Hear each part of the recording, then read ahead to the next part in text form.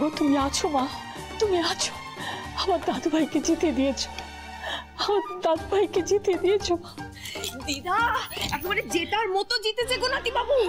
সেই বড় উকিল জজ সাহেব পর্যন্ত বুঝে কথা বলছিল, কিন্তু নাতি বাবু একটুও ঘাবড়ায়নি, একেবারে সমানে সমানে টক্কর দিয়েছে। দিদা তুমি যদি থাকতে দিদা কি যে আনন্দ হতো।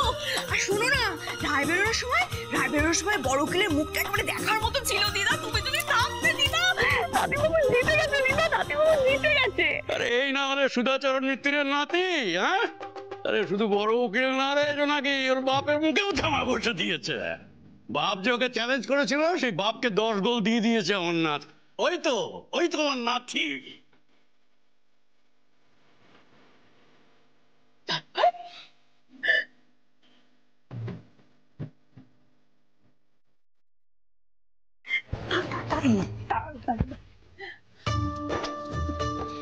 ভাইপো এদিকে এদিকে আয়। আরে তুই তো অসাধ্য সাধন করেছিস। হ্যাঁ, আমরা খুব খুশি হয়েছি। জানো ধ্রুব, বাবাকে কতদিন পরে এমন ভাবে হাসতে দেখলাম। জানো, তোমাদের দেখে মনে হচ্ছে তোমরা আগে থেকেই ধরে নিয়েছিলে যে হিরো উকিল আবার হেরেই নিয়ে যাবে। হিরো উকিল? কে আপনাকে হিরো উকিল বলবে আমি শুনবো। আজকের পর থেকে আপনি হিরো উকিল। কোর্টের মাটিতে পা পড়লেই সিটি পড়বে। এই আবার সিটি না। সদিদা, নাতিবাবু আজকে যা বলেছে না, আমার একদম চোখে জল এসে গেছিল গো।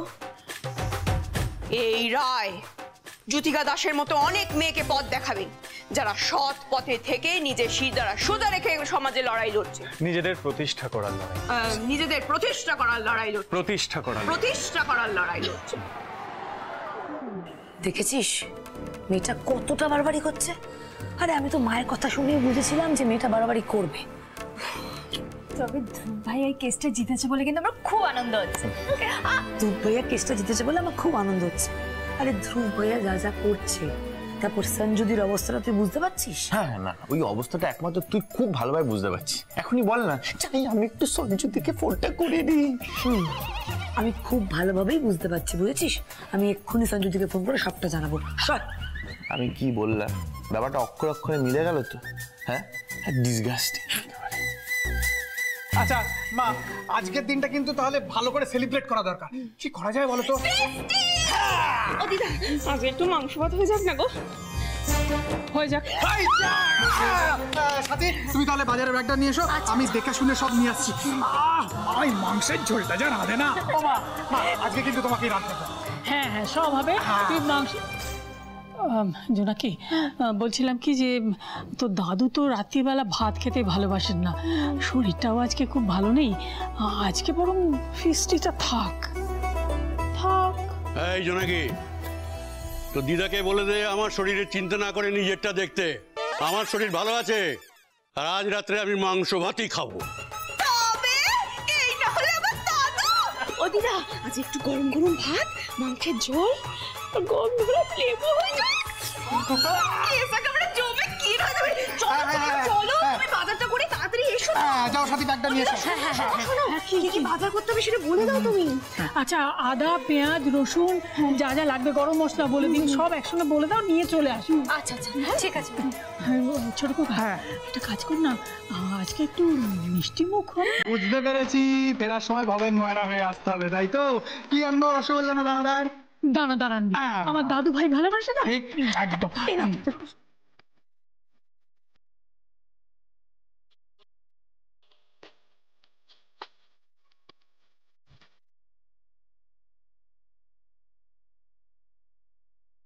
এই হাসি, এই আনন্দ সবটাই আমার জন্য। থামনি আর দাদুর মুখে হাসি ফুটেছে। এই মিত্তির বাড়িতে উৎসব উৎসব ভাব, এটাই তো ধ্রুব মিত্তিরের জিতে যাওয়া। কিন্তু ওদিকে জাস্টিস অজয় মেহতার, আই এম শিওর উনি এতক্ষণে রেগে আগুন হয়ে গেছে। আই এম শিওর জাস্টিস মেহতারের কাছে তার মা, তার বাবা, তার ছেলে, বউ, তাদের সবার থেকে বেশি ইম্পর্টেন্ট এই বিগ ব্যাড ফেক ওয়ার্ল্ডটা আর তার ডিসঅনেস্ট ফ্রেন্ডস।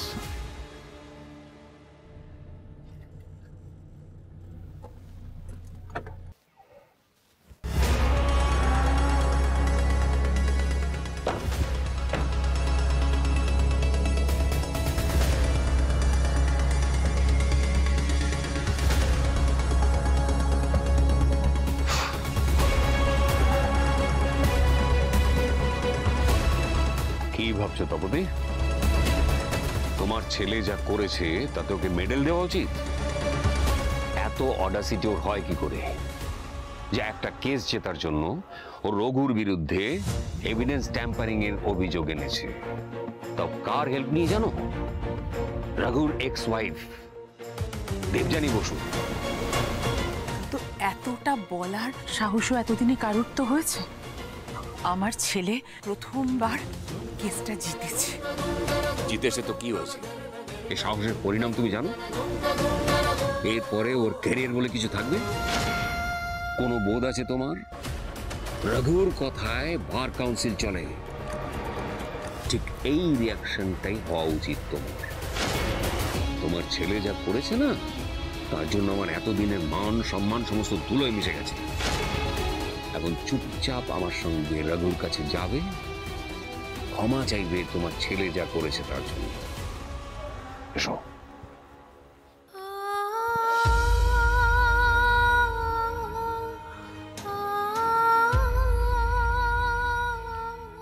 জোনাকি, হ্যাঁ ছোট কাকা, সব পেয়েছো তো? সব পেয়েছি। দেখি দাঁড়াও। যা যা ফর্দ দিয়েছিল এই বাজারে পাওয়া যায় নাকি? তাও কিচ্ছু ছাড়ি। আচ্ছা, এই তো কলা পাতা আছে, এই তো পাপড়, তেলও আছে, আলু, পেঁয়াজ। আরে বাবা, যা যা বলেছিল সব এনেছি। ব্যাস, কেস তো তাহলে জমে গেছে। হ্যাঁ জোনাকি, হ্যাঁ বলো দিদা। শোন, এবার তাহলে শুরু করে দেবি। আর দেরি করিস না, নইলে অনেক দেরি হয়ে যাবে। আলু পেঁয়াজ কি আছে আমাকে দে, আমি হাতে হাতে একটু এগিয়ে দিই। ওটি হচ্ছে না, তোমার নাতি কেস দিতে এতদিন পর বাড়ি ফিরেছে, তুই শুধু বসবে আর আমাদের হুকুম করবে। কি বলে ছোট কাকি? তা কি জোনাকি বিশ্বাস ফিস্টির দায়িত্ব নিজের কাঁধের উপরে নিয়ে নিয়েছো, তাই তো? নেব না। আজ আপনার জন্য জ্যোতিকা দিয়ে এতদিন পর মাথা উঁচু করে বাড়ি ফিরবে, আর আজকে আপনি যা করেছেন তাতে সব থেকে বেশি খুশি হয়েছে দাদু। গর্বে একেবারে বুকটা ভরে গেছে দাদুর। Thank you, thank you so much. Thank you আমার বলা উচিত জোনাকি বিশ্বাসকে। থামি, তুমি জানো আজ কোর্টে জোনাকি বিশ্বাস কি করেছে? এই রে, জোনাকি আবার কোর্টে কি করলো? আমাদের মেন সাক্ষী সনাতন ভূঁইয়াকে যদি জোনাকি বিশ্বাস সময় মতন কোর্টে না নিয়ে আসতো, তাহলে রঘুরাই আজ এই কেসটা জিতে যেত। কি বলছিস কি? একদম ঠিক। কিন্তু রঘুরাইকে চেনই, মিথ্যে প্রমাণ দিয়ে টাকা পয়সা দিয়ে সত্যিটাকে ধামাচাপা দেওয়ার চেষ্টা করেছিল। তবে জানো তো থাম্মি, এই কেসটা হারার পর রঘুরাই বেশি দিন চুপ করে বসে থাকবে না।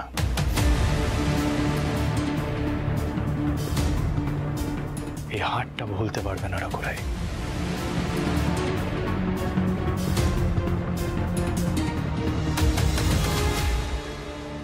আরে না না, ভুলে যাওয়ার কিছু নেই, আমি বিষয়টা কিছু মনেই করিনি। আর দেখো, শুধু শুধু এইসব বলে আমাকে তুমি আর এম্বারাস করো না প্লিজ। দেখো, তুমি ধ্রুবর এই ছেলে মানুষটাকে যে গুরুত্ব দাওনি, এটা জেনে আমি খুব আশ্বস্ত হলাম। তুমি আমাদের ফ্যামিলি ফ্রেন্ড বলেই এই জায়গায় ব্যাপারটা শেষ করলে। অন্য কেউ বলে কিন্তু। আমি তো অন্য কেউ নই। আরে বাবা, আমাদের বন্ধুত্ব তো শুধু কোর্টরুমের মধ্যে লিমিটেড নয়।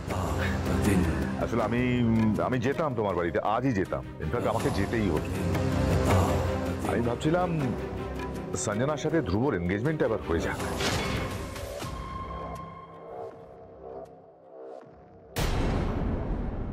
ও, যদি বৌদির কোনো সমস্যা না থাকে। না না, ওর আবার কি সমস্যা থাকবে?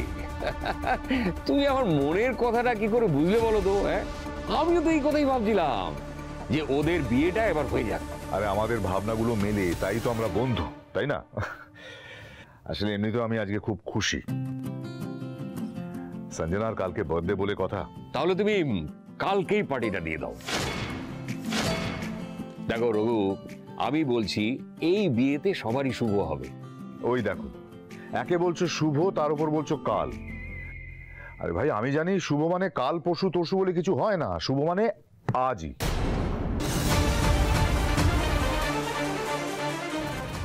আজ মানে ওই তো রাত 12টায় কেক কাটিং, ঠিক তারপরেই শুভ কাজ। কিন্তু আরে এর মধ্যে আবার কিন্তু আসছে কোত্থেকে? সব অ্যারেঞ্জমেন্ট হয়ে যাবে, ডোন্ট ওয়ারি। না না, অ্যারেঞ্জমেন্ট নিয়ে আমি ভাবছি না, আমি ভাবছি ধ্রুব মানে দাদু ঠাম্মিকে ছেড়ে আসতে পারবে তো? হ্যাঁ নিশ্চয়ই পারবে, দরকার হলে তপতি গিয়ে ছেলেকে নিয়ে আসবে। কি হ্যাঁ? ব্যাস, তাহলে তো হয়ে গেল। তাহলে সে কথাই রইল, ঠিক রাত 12টা আর আমাদের শুভ কাজ।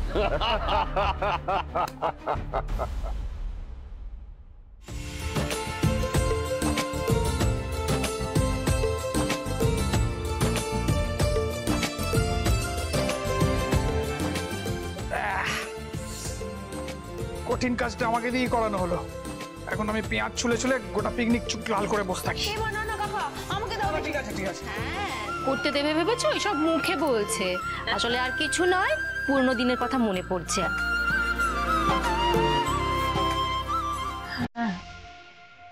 ছোটবেলায় এই মিত্তির বাড়ির ছাদে কত চড়ুই ভাতি করেছে ওরা। বন্ধুরাই সব জোগাড় যন্ত্র করে নিত। আর তুমি মাংসের ঝোল রান্না করে দিতে, তার সাথে মুসুরির ডাল আর আলু ভাজা। আহ, অমৃত ছিল।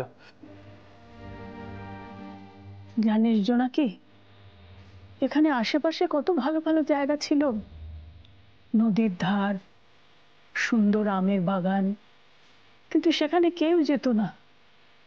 সব হইচইয়ের জায়গা ছিল এই মিত্তির বাড়ি।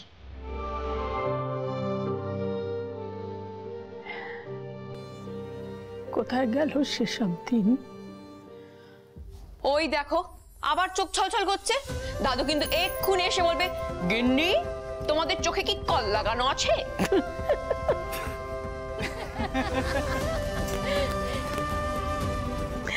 দাদুকে নকল করছিস তো?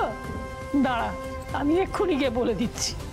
সে বলো, কিন্তু শোনো দিদা, তুমি কিন্তু আগেকার দিন চলে গেছে বলে মন খারাপ করে বসে থাকবে না। দেখো সবাই মিলে আবার আগের মতো কি সুন্দর পিকনিক করছে। দিদা, মাংস ঝোলটা আবার আগের মতো হবে তো? দেখ কি হয়। সত্যি তো, কতদিন পর বাড়িটা আবার এমন ঝলমল করছে, কিন্তু এই খুশিটাই বা কতক্ষণ থাকবে কে জানে। সেটাই তো সবার আগে জানাতে বলছি ছেলেকে। ওর লাইফের এত বড় একটা ডিসিশন, আর ওকে না জানিয়ে। খুব সাবধান তপতি, ছেলেকে তুমি এই এনগেজমেন্টের ব্যাপারে আগে থেকে কিচ্ছু বলবে না। আরে কিছু একটা বলে নিয়ে এসো ধ্রুবকে। সেটা হয়? তুমি একবার জিজ্ঞেস করবে না ছেলেটাকে যে ও বিয়েটা করতে চায় কি না? বিয়েটা ওকে করতেই হবে তপতি। তুমি ওর বাবা, একবার ছেলের দিকটা দেখবে না? আচ্ছা তুমি আর তোমার ছেলে কি ভাবো? আমি রঘুর দিক দেখছি, যা করছি ওর ভালোর জন্য করছি। শোনো, রঘু আমার বন্ধু বলে এখনো ধ্রুবকে ক্ষমা করে দিয়ে নিজের দিকে টানতে চাইছে। অন্য কোনো উকিল হলে না তার কালো কোট পরা বন্ধ হয়ে যেত। কারো কেরিয়ার শেষ করে দেওয়া এত সোজা? কে তোমার বন্ধু? ভগবান?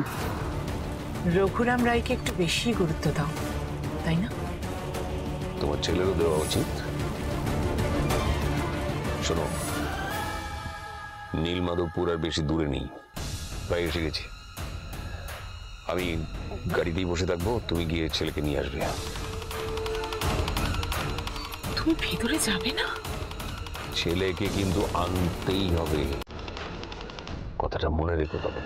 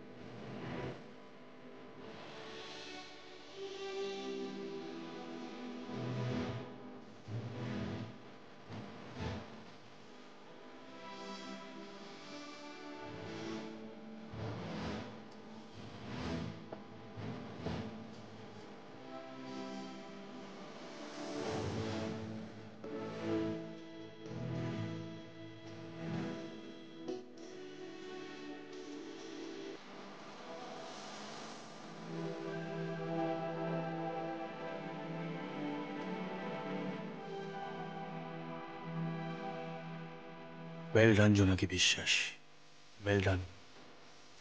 এই হাসি আনন্দেরই খুব অভাব ছিল এই মিত্তির বাড়িতে। হাসি কান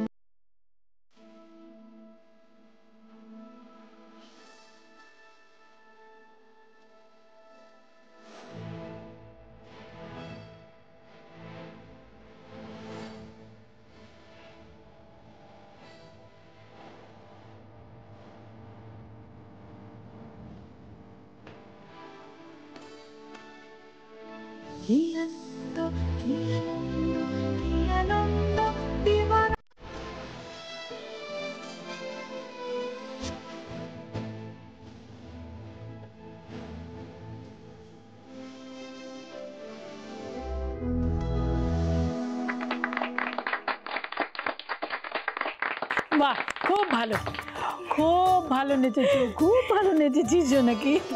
যাই আমি একটু রান্নাঘরে মাংসটা নেড়ে দিয়ে আসি। What is happening?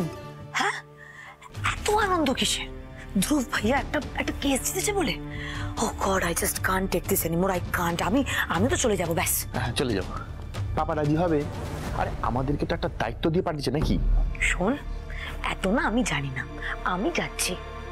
আর এমনি তো there is a engagement party সঞ্জুদির বাড়িতে, আমি তো চললাম।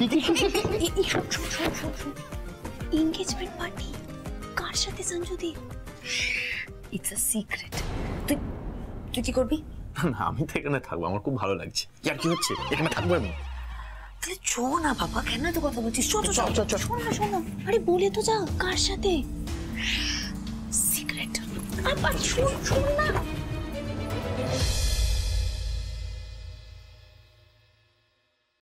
ধ্রুব,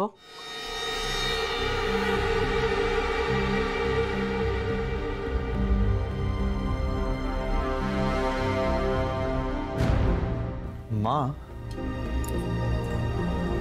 এত রাতে? এই জানো তো, বড়দে নিশ্চয়ই সারপ্রাইজ দিতে এসেছেন। এই বড়দা এসেছেন তো? জোনাকি, দেখো এবার আমাদের পিকনিক আরো জমে যাবে। হ্যাঁ জোনাকি, এবার তো আমাদের পিকনিক জমে যাবেই যাবে। তার বলতে আমি একটু চাল ভিজিয়ে দিয়ে আসি, বুঝলে? যাও। ওমা, বড় বৌমা, তুমি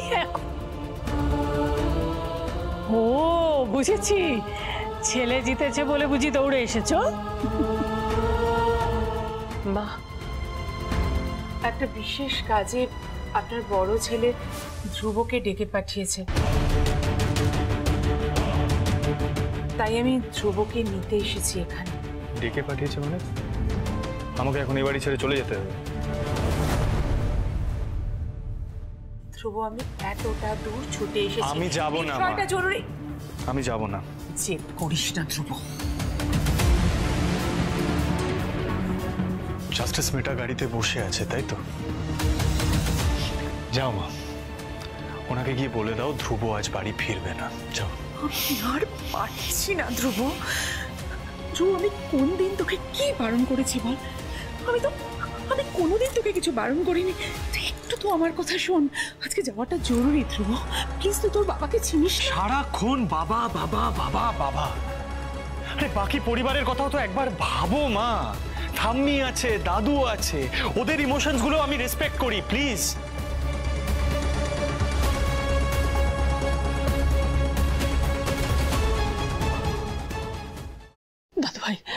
দাদু ভাই, মা কি বলতে চাইছে একবার শোনোই না। না ঠাম্মি, মায়ের কথা আজ আমি শুনতে পারবো না।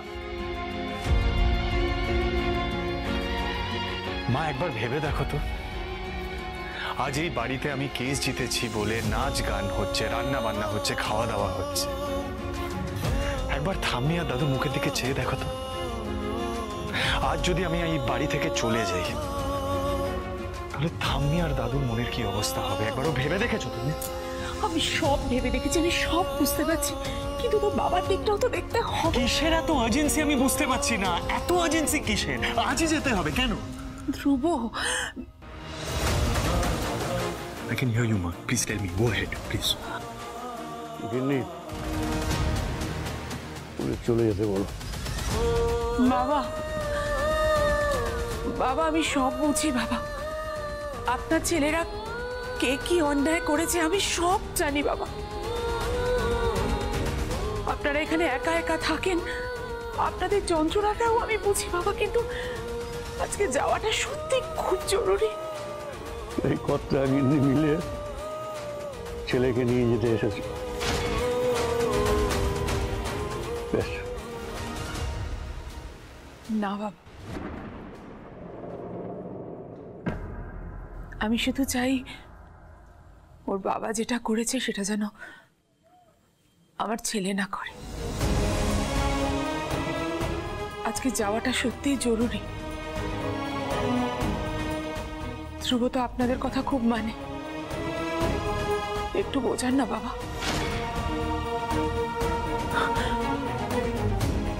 মা, মা, একটু বোঝান না।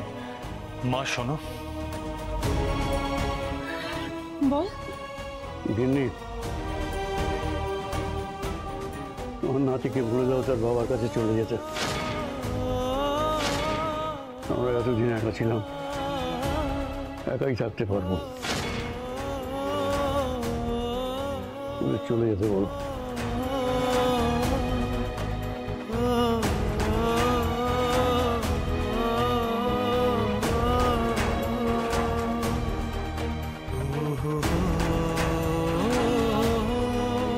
এটা কি করলে তুমি মা? কোনো প্রয়োজন ছিল এটা করার? এই পরিবারের মানুষজনকে যদি এক মুহূর্তের জন্য শান্তি না দিতে পারো, অ্যাটলিস্ট হার্ট করো না ওদের মা। প্লিজ রিকোয়েস্ট করছি। ধ্রুব, প্লিজ মা, তুমিও রাগ দেখাতে পারো। হ্যাঁ, তাহলে যাও, গিয়ে একবার আমার বাবাকে গিয়ে বলো, কঠিন সময়ে যে নিজের বাবার পাশে দাঁড়াতে পারে না সেই মানুষটা এক্সপেক্ট করছে তার কঠিন সময় আমি তার পাশে দাঁড়াবো। Isn't that unfair, মা? আপনি একটা কথাও ভুল বলছেন না নাতিবাবু, কিন্তু সংসারে সাদা কালোর মাঝামাঝি অনেক ধূসর জায়গাও আছে। না চাইলেও আপোষ আমাদের করতেই হয়, কখনো মিথ্যের সাথে, কখনো সত্যির সাথে। দাদু ভাই, তুমি একটা অন্যায় বিচার করবে আরো একটা অন্যায় করে?